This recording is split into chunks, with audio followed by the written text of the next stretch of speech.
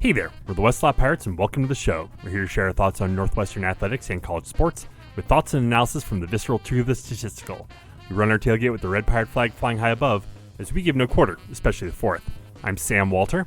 I'm John Lacombe. And I'm Eric Scuzz, your darn tootin' Scouspo. Oh, geez. Yeah, don't you know? Don't you know? Yeah, don't you know we're here to talk about the Gophers? Hey, boys, the Gophers, How do you think they'll be this year? I don't know, man. Wow, my Minnesota accent is just not there. You hoser. I apologize for all that, but yeah, we're here to talk Minnesota today. Our second and hopefully final game at Wrigley Field for the foreseeable future. The week after Michigan, just come right back to the friendly confines, and we PJ Fleck and the Flecktones come to town. John, tell us about the Gopher defense. Before we get directly into the Gopher D, it is wild last year. And again, I'm going to guess most of you are not plugged into Gopher football. I don't think most of the nation is. I don't think most of the Big Ten is. This might have been the best team of the PJ Fleck era. It's not going to be remembered that way. Minnesota absolutely caught lightning in a bottle defensively. I think this Fleck team, though, ran so counter offensively. And again, I don't want to step on Scuzz. Scuzz can cover it a lot more. I think to all the other teams that people associate with good Minnesota football in the PJ Fleck era.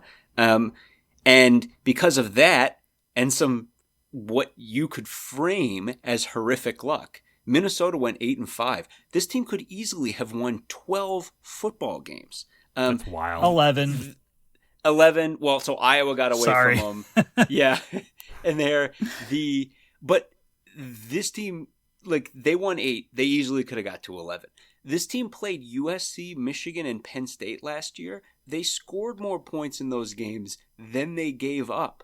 And again, like, Scuzz will cover it way more than me. I mean, they did all this without, like, hammering a lot of the things that are hallmarks of, I think, again, what people associate, certainly what we would associate with Minnesota football, or what have been good Minnesota football teams under Fleck. So what the hell happened then? How did this team come so close to having such an unreal season kind of out of the blue? Well, on my end, Corey Heatherman happened. So we've talked about this guy multiple times throughout the Big Ten previews so far this year. This guy's on an absolute rocket ship trajectory. We talked about him when we did the Rutgers preview. It's come up multiple times since. This guy came up under Curt Cignetti at James Madison. Then he was a linebacker whisperer at Rutgers. And then he went to Minnesota. And in one season, he turned this defense into a monster. He had some good pieces to work with. He cranked those pieces up to 11. And I know we've talked about this before. There's kind of like a running joke that we've had on this pod relative to the Minnesota defense in years past, which is like, really, the Minnesota defense doesn't do anything except to, like, sit there while the offense controls time of possession. And I think, like, if you were a Minnesota fan, you could probably come at us in the past and be like, you're not giving our defense enough respect. And we'd be like, that's BS. Like, your defense isn't bringing anything to the table. This is not that. This defense was special. It really was. But Minnesota last year, they couldn't get to the quarterback at all.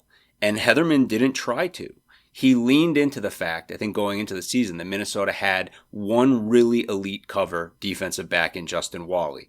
And they had, and have, two stalwart veteran defensive tackles in Jordan Logan Redding and Devin Eastern. They're very stout in the middle. And then he lucked in to a freshman phenom in safety Coy Parrish.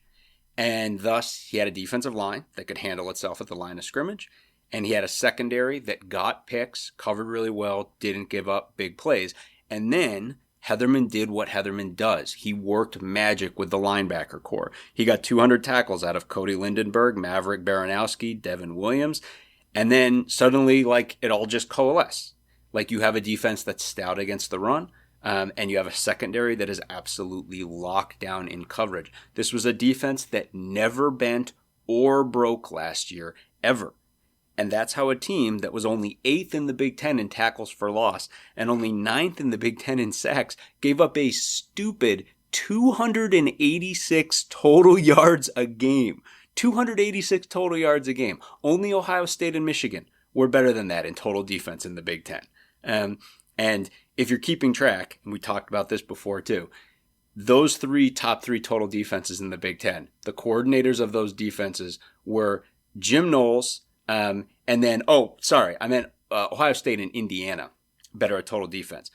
The best guys on the coordinators for those teams are Jim Knowles and then two guys from the Kurt Cignetti coaching tree, Bryant Haynes and Corey Heatherman.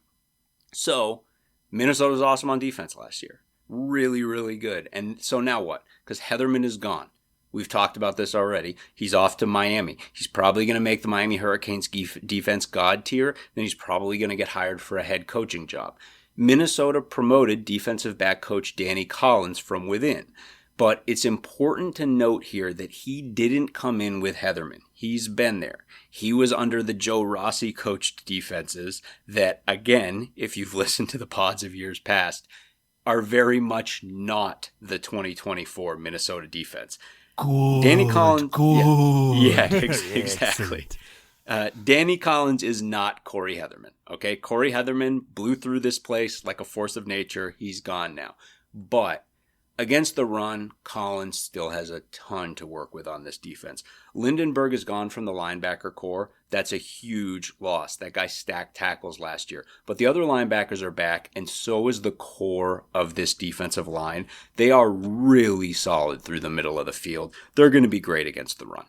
The core of this team is really veteran. I think you talk about the way that like people, Northwestern wish more people would talk about, like, that you have a Carmine Bastone and a Najee Story, and you have that kind of senior leadership in the center and the core of a defensive line and what that can do. That's what Minnesota's got. Minnesota can claim to have more, and they bring it back. They're really stout through the middle of the field. But the Gophers got ravaged in the secondary. Even with this elite, exciting young safety coming back in Coy Parrish, the losses are massive. Minnesota's pass defense last year was anchored by the fact that the Gophers were third in the Big Ten in passes defended and second in interceptions. They were a monster cover football team. They covered as well as anybody in the conference. Basically, all of those guys that are behind all of those stats are gone now, including Lindenberg. And Lindenberg was a real Xander Mueller type in coverage. Like, he contributed as much to their ability to cover as anybody did. The exception here would be Coy Parrish's 5 picks. And I'm sure if there was a Minnesota fan listening right now, they would be screaming about this. They would be like, you are discounting the fact that we are returning an all Big Ten level safety who's only going to be a sophomore. He picked off 5 picks last year. But as a Northwestern fan, there's just such an obvious point of comparison here. And it's... Wow, I hate it. I figured out where you were going halfway through that sentence, and I'm just all mad all over again. God damn it, John. It's Brandon Joseph, right? You can look at his freshman year and then his freshman to sophomore year progression, and you can be like, there was so much talent around him that enabled him to do so many special things, and then all that talent left. And you can just see what might be in the cards here for Coy Parrish here. Remember, this is a guy whose accolades were built based off of specifically the fact that he intercepted a lot of passes. So, as we talked about ad nauseum, we were really excited about it, super excited about it going into 2021 season, because Jim O'Neill, I almost called him John.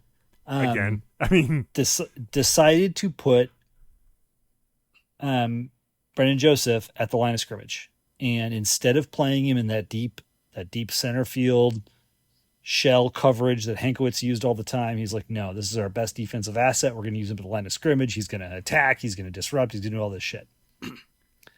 That was not Bojo's game at all, and.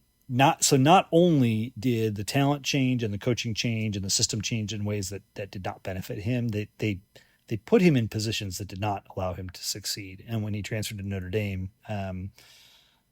performed a lot better. Yeah. I mean, again, like, interestingly, I think, Coy Parrish is on everybody's lips this year because he's going to he's going to play both ways as the Travis Hunter lookalike. Both ways, really? Yes, that is the story coming out of Minnesota camp is that Coy Parrish is trying to go both ways. And if you don't think that's going to have an effect on his defensive ability, it could go great for them. I mean, and I'm it could be a train wreck. Travis Hunter's a unicorn. I don't see this going. No, exactly. I mean, well, I think the thing too is if you look at his stats again, he very solid freshman stats, but there's a difference between like his stats, like Josh Fussel's stats are every bit as good and in some ways better. The difference is Parrish picked off 5 passes. And if you pick off 5 passes in a defense that is top 10 in the nation in total yards given up, things happen. Like again, this is Brandon Joseph. Brandon Joseph had awesome interception numbers as a great piece of an unreal overall defense, and that's where the All-America recognition came from. But the other big X factor here to circle back to is, remember, Minnesota can't get to the quarterback at all. This team doesn't pressure the quarterback. That's not who they are. And they had like 4 other guys back there last year who were elite in coverage. So their idea was keep you in front of the sticks. You're not going to get downs, yards on first and second down. And when you have to throw, sit back there. Sit back there all day. We can cover all day. You won't complete a pass or we'll pick it off. It's just a different calculus. They lost so many guys. And again, they lost Heatherman too. At the end of the day, this is still going to be a really solid defense. The run defense just has too many good pieces coming back. They're bringing back all their strongest defensive linemen and 2 of their good linebackers. And remember, this was a top 5 total yardage defense in the NFL. In the nation last year. But the way to beat the Gophers in Wrigley for us, same for everyone else on their schedule, is obvious. It's the throw. If the Gophers can't cover, then the Gophers are going to be in trouble. Because they're not going to be able to get to the quarterback. It's kind of crazy, having just talked about Michigan, that the 2 defenses we're going to play in Wrigley are going to be so similar in character, in terms of they're not going to get to the quarterback, they're not going to try to get to the quarterback, they're going to try to kill you with run defense and then just handle you with coverage. And with all due respect to Minnesota and their awesome defensive performance last year, Michigan's the team with the way deeper D-line. Michigan's the team with the more talented secondary. And Michigan's for sure the team with the better defensive coordinator now. So if we can throw on Michigan, which is a massive if, we talked about it when we talked about Michigan. If we can throw on Michigan, then we sure as heck can throw on Minnesota. And that's the hope. The hope is that we go in there and they can't get to the quarterback and we find a way to pick them apart. And that's what we're going to try to do. And that there's not a 45-mile-an-hour wind. Yeah, right, exactly. Yes. The unfortunately, worse weather does not particularly help us against this Gopher defense. So, Scuzz, I mean, Minnesota offensively has always been an interesting story. I know they had a good quarterback last year, but is Tanner Morgan eligible for like his 8th or 9th year? Is he coming back? Like, what are we looking at from the Gopher offense? Yeah, it is. I guess the story is going to be interesting. I think, and John, you kind of alluded to it. Like last year's Minnesota offense was patently not interesting. And as I was writing this preview, I was like, gosh, this is a lot less exciting than some of the other offenses I've had a chance to preview, either because they're really easy to poke fun at, or they're really, really good. I think, last year they got better after a pretty rough 2023, where very notably like Darius Taylor was injured and that kind of, knocked the bottom out of the boat. Kelly McManus was up and down. It was rough in 23. They brought in Max Brosmer, one of the top FCS QBs, and he was, in my opinion, he was as advertised.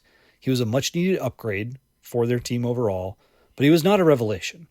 He threw for, 2,800 yards on 400 attempts, 65% complete, 18 TDs, 6 picks. Like those are good stats. They're not Tanner Morgan stats. I guess the one interesting part is that he elevated their yards per game in the passing attack by like 70 yards per game, and the rushing attack fell off by 40. Despite like Taylor missed the UNC game, but was healthy the rest of the year. And he was very good. He had over 1,300 yards from scrimmage, rushed for 1,000 yards. But their running stats as a team fell off. They averaged less than 4 yards per carry. And as a result, they just weren't really dominating anybody on offense. They didn't have the Time Lord component. The defense was still incredible, as you just heard. But they only scored between 17 and 25 points in 8 of their 12 games. The very definition of mid, as the kids would say. And I think this year, a good number of the pieces are back. The quarterback changes, of course, as you just mentioned, Sam, and I'll get to that. But I think we're looking at a bit more of a volatile year, and coupled with a less dominating defense, that's going to make for some swings. So we'll start with Darius Taylor because he is back, and he will continue to be the centerpiece of this offense. He averaged almost 22 touches per game in 2024, and he was much more active in the passing game last year than the year prior. That 22 touches per game was a reduction in workload from 2023 when he was well over 26 touches per game, and then, of course, got injured against us. I think you can expect him to be just as good this season. Stopping Minnesota starts with stopping Taylor, in my opinion. And they have done a good job. Unlike last season, they have brought in some really good complement players to ensure that he doesn't get overworked. So A.J. Turner averaged over 8 yards per carry in 8 games at Marshall last year. And they bring in a guy, Cam Davis, who has been like a solid reserve, like a third string running back at Washington for years. Never running for a ton in any particular game, but I think he's racked up over 1,000 yards in his career. This should ensure that Taylor doesn't get overused, and as a result, he's still going to be, he's going to be excellent. I think, again, he will top 1,000 yards rushing. I think another 300 to 500 yards receiving is in the cards. But and I think overall with this stronger stable of guys, I think the Minnesota rushing production should increase. Again, it was really low last year, and I mean, in the early days of Fleck at Minnesota, the heights of their offense, when Mo Ibrahim was just decimating people, they were rushing for well over 170 yards per game. They got up to the 190 to 200 yards per game at the height of the Time Lord era. 2023, it was down to 150, and last year was only 116. That is a trend that if this offense is going to improve, if they're going to build on last year's success, they have got to improve that rushing rate. And that's in large part because the passing game is definitely going to drop off. They, as I mentioned, they easily made up for those lost rushing yards last year with Max Brosmer's steady hand. But he's gone. He's graduated, and Daniel Jackson, who was the best receiver that they've had since Rashad Bateman, he's graduated, and their number 2, Elijah Spencer, has also left. Neither of those receivers were particularly explosive last year, and if there's a knock on Brosmer, it's that he only averaged 7 yards per attempt. It just wasn't an explosive passing game by any stretch, but they were really reliable and good as a result. But replacing all this raises just a lot of question marks. So they're getting Logan Loya, a possession type receiver from UCLA, Javon Tracy, a possession type receiver from Miami of Ohio, who had notably 1 reception for 13 yards against us. They look poised to be solid contributors. More exciting is Malachi Coleman, who played as a true freshman at Nebraska in 2023. He caught 8 balls and averaged over 17 yards per catch, including a 44-yard touchdown that pretty much iced the game against us. But he couldn't stay healthy in 2024, and he transferred to Minnesota. He is 6'5", and it is a big concern if he is on the field and part of this offense. And as I mentioned earlier, as we're talking about inside of the defense, Coy Parrish, who played safety last year, he also returned to kicks. He is trying to do the Travis Hunter thing. The Big Ten Network guys were obsessed with him when they went there, went to camp a couple weeks ago. Another interesting departure from Fleck teams of the past, there are no real pass catching tight ends that stand out on this team, and this is just a discrepancy from what we've seen from them before. If Malachi or Parrish don't hit at wideout or can't stay healthy or get dinged up, they're not going to have many playmakers in the passing game at all. And if you can get them into third and medium, they might really, really struggle to move the ball. And a large part of that is that they're going to roll with, most likely it looks like, redshirt freshman QB Drake Lindsay. By the way, another guy that's playing for the team that recruited him. Hooray. Wait, what? You can do that? Indeed. Really? It is allowed. Who knew? Lindsay was a bona fide superstar in high school in Arkansas. Interestingly, he has a ton of ties to the Razorbacks, but his grandfather played for my Minnesota Vikings, which drew him north. He is easily the biggest quarterback in the Big Ten, even bigger than Bryce Underwood at Michigan. He's 6'5" and 230 pounds. He has an absolute cannon. He threw for 3,700 yards and 50 TDs his senior year in high school. He is not a runner by any stretch, but by all accounts has done absolutely everything right since getting to Minnesota as a leader, a student, etc. Trying to learn from Brosner last year, building culture. You can see his fingerprints online and on socials with regard to recruiting and hyping up the team and when they sign guys, etc. So I think Lindsay has the potential to be very good. But this is year one, and there are definitely going to be some growing pains. The biggest one is on offensive line. So similar to Michigan, I think Minnesota's success in the height of their Time Lord era, in addition to the awesome running backs, they had some great receivers. They had the offense with Kurt Chiraka and then Tana Morgan, but their offensive line was excellent during that time period. And they just do not have the same level of unit now. Now there's a lot of turnover, including both tackles. They're filling in right guard with a transfer for Kent State. They're moving last year's center to left guard. They get a right tackle from Kentucky, and they're starting a redshirt freshman at left tackle.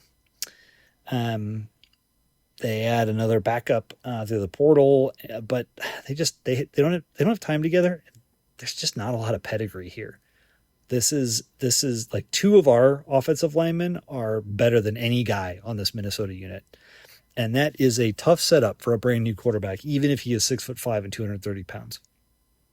Now, what they have going for them is they're culturally very sound. Unlike on the defensive side, they have a lot of consistency here on the offense from a coaching standpoint. Fleck has had success almost every year since he arrived, and they can lean on Taylor and those complementary running backs to set the table. And then if Malachi Coleman hits, if Parrish is, a revelation, if Lindsay finds his groove, like they could be good, and they could be a pretty effective, if not, close to powerful offense. But that's a number of things they got to overcome. And I think what's more likely is they kind of fall back into this, 25 to 27 points a game zone that they've been in. If you or a loved one is seriously injured by someone else's negligence, hire Kent Simpson of the Simpson Law Group. After over a decade prosecuting murder cases in Chicago, Simpson opened his own firm focused on wrongful death and personal injury cases. He specializes in car, truck, motorcycle, boat, and other transportation accidents, as well as construction accidents, medical negligence, slip and falls, product liability, and more. Millions recovered for clients, no fee unless he wins. The Simpson Law Group, compassion, empathy, and vigorous advocacy. Go to simpsonlawgroup.com or call 312-332-2107 for a free consultation, and go Cats. So let's run through their schedule here real quick. They open up the season on Thursday night, August 28th against Buffalo. Then they get Northwestern State coming up to visit. Then they head out to the West Coast to play Cal, 9:30 p.m. kickoff on ESPN. Body clock game? We shall see. They get a bye week before they're home for Rutgers. Then they go to Ohio State, home for Purdue and Nebraska, at Iowa, home for Michigan State. Then they get their second bye. Then they travel to Oregon, travel to Wrigley, and come home to finish up the season playing Wisconsin for the Axe. That road schedule is rough. It is. It's rough. I really, part of me really wants to be like, I don't want to sell the Gophers short here. Like, for example, you look at a game like Minnesota and Wisconsin. I like what Minnesota's got a lot more than I like what Wisconsin's got on both sides of the ball. And this is a team that, again, as we were saying, won 8 last year, could have won 11. And again, played 3 really good football teams and scored more points than they gave up. And could have, won one of those games, could have won 2. But it's also so funny, and it goes again to everything that we've talked about when we've previewed this team and why I think we take pride in these previews. Scuzz mapped it out for you. I mean, I think you could look at a team last year and be like, well, this Minnesota team won 8. They could have won more than 8. And they have a great running back. And look, their defensive numbers are really good. And be like, this team isn't remotely close to what the Minnesota team from 3 years ago. They might as well live on different planets. And it's just fascinating because Scuzz talked about it. I don't think you can possibly oversell the generational group of offensive linemen that passed through Minnesota. And they're a different team without those guys. And from my side of the ball, again, like, I don't think they're going to have a bad defense. I think they may have a very good defense, and I think they may have a great defense against the run. But there's kind of this equivalent thing where, like, Corey Heatherman blew through here like a force of nature, and they had this kind of like perfect storm of things happen. And they still have Taylor, and this team has a great running back and probably going to have a very good run defense. But those two things, they may not have a good offensive line. They may not be able to cover. They may not be able to get to the quarterback. And again, that doesn't mean that I totally want to just sell on Minnesota here, because their schedule's not, Buffalo, Northwestern State, Cal, Rutgers, Purdue, Michigan State, us, right? Certainly from Minnesota's perspective, and Wisconsin. Minnesota's being like, we can win all those games, right? So, I mean, despite everything going on, I like what Minnesota has more than I like what Wisconsin has still. I mean, and I still see 8 here. But even with that road schedule, I mean, Cal is what it is, but they have to go on the road. That's a late night game for them. They're at Ohio State. They're at Iowa. They're at Oregon. I mean, yeah, they only have 5 road games. So fair, winning against us, winning against Cal. There's only split the Northwestern Cal games, and that's 8. You win at home, and other than Nebraska, are you concerned about any of their home games? No, I see them winning. Not concerned per se, but they could lose to any of them except for Purdue. They're not going to lose to Purdue. I don't think they're going to lose to Rutgers. I don't think they're going to lose to Michigan State. Yeah, I mean, again, I could see them winning their first 4, beating Purdue, taking 1 of Minnesota and of Nebraska and Iowa. There's 6 right there. I could see them beating Michigan State. That's 7. They lose to us. They beat Wisconsin. That's 8. I mean, it's again it's just a weird football team to try to peg, because again, a team that's got a great running back and a great run defense that's a pretty darn good place to start. And like Scuzz said, I mean, right, what if Parrish does turn into some Cooper DeJean type situation, right? And what if they're, I don't know, what if they get something out of their quarterback? Now, I'm hearing a lot of Nebraska the way that you're talking about it, Scuzz. Now, again, Taylor's a lot better than what Nebraska's got at running back. But a brand new quarterback and an offensive line that's not moving the line of scrimmage, that's a big hole to be behind. And again, it's just funny because you can just look at this team through different lenses. You can be like, they're a team that can't get to the quarterback, potentially can't tackle, can't cover, and doesn't have a strong offensive line. Or you can be like, they're a team with an awesome running back and a great run defense. But the thing is, I'm trying to give them the benefit of the doubt. An awesome running back without an offensive line is not an awesome running back. And that's the thing is Taylor's. This is where we talk all the time about culture and identity, and this team is 100% intact on both of those fronts. And so I think you have to give Fleck in Minnesota a little bit of the benefit of the doubt. So in 2021 they won 8 games. In 2022 they won 8 games. Right. 2023 Taylor gets hurt. They only win 5. Last year they bounced back with 8 wins. Maybe it should have been more and could have been more. Right. I feel like 8 just I'm gonna put 8 in ink until proven otherwise. Like this team just kind of feels like a middle of the road team that's going to split their Big Ten games and win their non-con. I mean, I look at this Minnesota team and it's like, that is not a sexy team, but they're solid. No, they're not sexy at all. Yeah, they're a rodent in the frozen tundra. This is the anti-sexy. That is apropos. Again, wow. It's just so funny. It's just so funny because I could easily say that this is going to be the second best defense of the PJ Fleck era, and the numbers would tell you otherwise. The numbers are lying to you as we've hammered home over the past couple of years. They're not going to be. They're not going to be second best. 2022 was number one, and they're not going to be better than last year. Well, but because you talked about, I think like one of the things though is like their rushing numbers are tailing downward. And the farther they get from that generational group of offensive linemen, I mean, I think that's the funny thing, right? I mean, I think Taylor's awesome. Like, we love that guy. But he is playing with a much worse offensive line than Mo Ibrahim was playing with. So, but Scuzz is right. Fleck's a good coach, and he's built something here. And right, like I think I look at this and I see 8.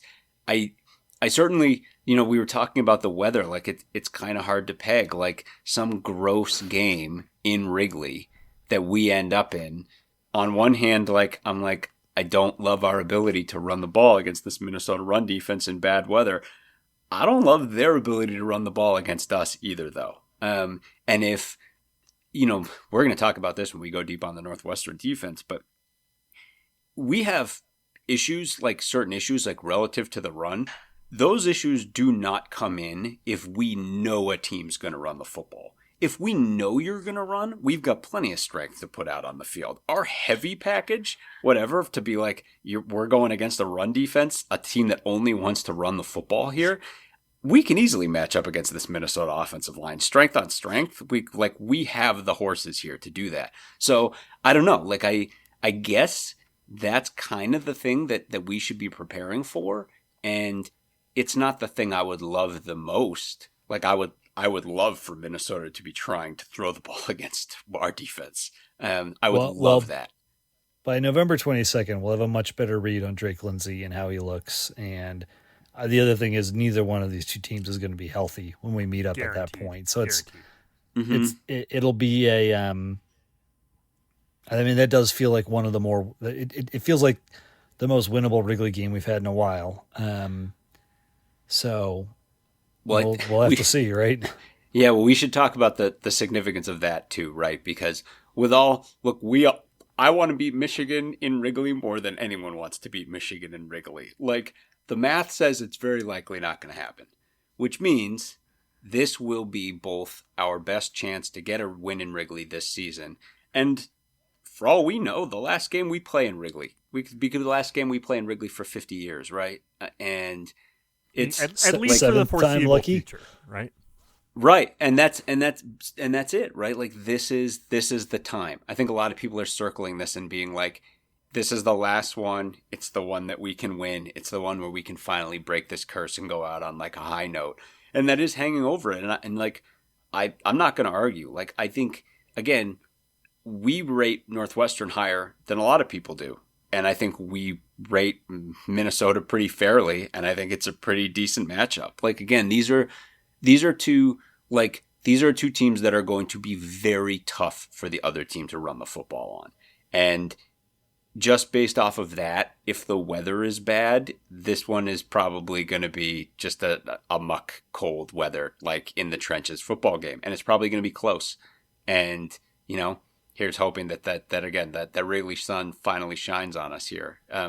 Again, like I think we can totally beat this team. It's just fascinating. Like, they are a team that's really good at some things and then very mediocre at other things.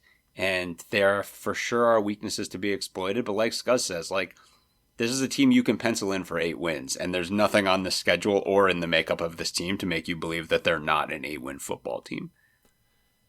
Any final thoughts on the Gophers before we let them go? Back into their holes to hide? Au revoir, Gophers. I will say this. I'll say this. Minnesota certainly does have a healthy alumni base. They certainly are going to want to go to this game. I think every Northwestern fan is circling this one though and being like, this is the Wrigley game. Northwestern can enjoy the home field advantage in this one. There is a real opportunity for our last Wrigley game to be a Wrigley game where we have a real legit home field advantage here. I hate to say this out loud, but I feel like I have to. There's a real chance that the crowd for this game is pretty light. Yeah.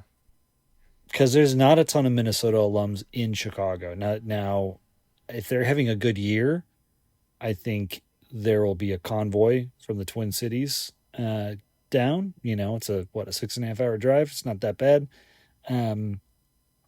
But if they have some bumps and bruises and they're looking at a 6-6 season, and we have some bumps and bruises and we're looking at a 6-6 season, like I've said it before, I feel like the Northwestern fan base is kind of like done with the Wrigley experience. This could be I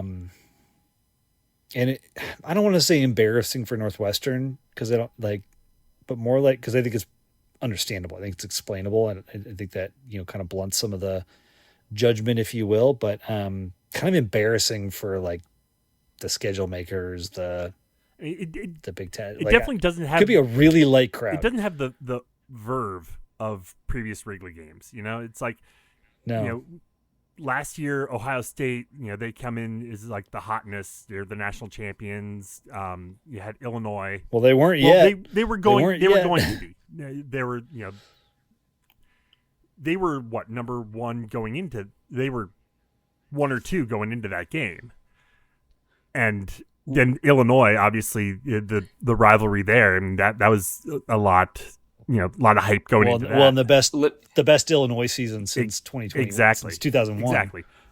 And then with Michigan this year, I mean, there's definitely going to be some juice behind that. But like 2 weeks in a row against a Minnesota team that if it's not all going well for them, you're absolutely right. Like they won't show out, and Northwestern fans aren't going to want to shell out that kind of cash to do 2 Wrigley games in a row, like back-to-back weeks. That's for sure. I think the counterpoint that I would say to both of to all of this is, and granted, this would be true against Michigan the week before, but that's Michigan. If this team gets one of 2 of Tulane and Nebraska, and then gets Western Illinois, UCLA, Louisiana Monroe, Purdue, this game will be for a bowl. And this game will be our best chance down the stretch to get that bowl. And that makes this a pretty big one. And again, that's a fair point. Point. I hope we have an even more special season than that. But, I think as Northwestern fans, especially given how difficult we know this schedule is, that would be an awesome situation for there to be real stakes here, and real stakes, and for this to be the last Wrigley game, for there to be a situation where we clinch a bowl, win our last game, potentially for a long, long time at Wrigley, and just all those things coalesce, that would be fantastic. I will say, looking ahead to this one already, I am thinking about the Illinois game last year, and just to anyone who's thinking of going this game, I went to that Illinois game in Wrigley. This is a specific shout out to Kristen Carcello, mother of Jackson Carcello. Had it not been for all the hand warmers and foot warmers that she brought with her, I would have been in a rough place during that game. I was saved by the chemical hand warmers, and I had, I think, 2 or 3 inside each shoe. I had 1 in each hand. And if I had not had those things, I would have been in trouble. I don't know that I could have sat for that entire football game. So if you're going, just be prepared. Plan accordingly, because it's probably going to be quite cold. And also, I mean, you could make a day out of it. That's the Saturday before Thanksgiving. That is the same day of the Magnificent Mile Lights Festival parade. So you could do a little doubleheader, Northwestern, Minnesota, and then head down to the Mag Mile for the parade. If you were so inclined. But in any case, before we get completely off the rails here, I think we should go ahead and leave it. Head to our website, westlotpirates.com, where you can leave comments and questions. Find us on Facebook, Twitter, Instagram, Blue Sky, YouTube, at Westlot Pirates. And you can always email us, westlotpirates@gmail.com. Tune in next time as we give our visceral and statistical views on Northwestern athletics. And look for us in the West Tech lot of Martin Stadium flying the red pirate flag, because we give no quarter, especially the fourth. For John Lacombe and Eric Scaspar and Sam Walter, thanks so much for listening. We'll see you next time.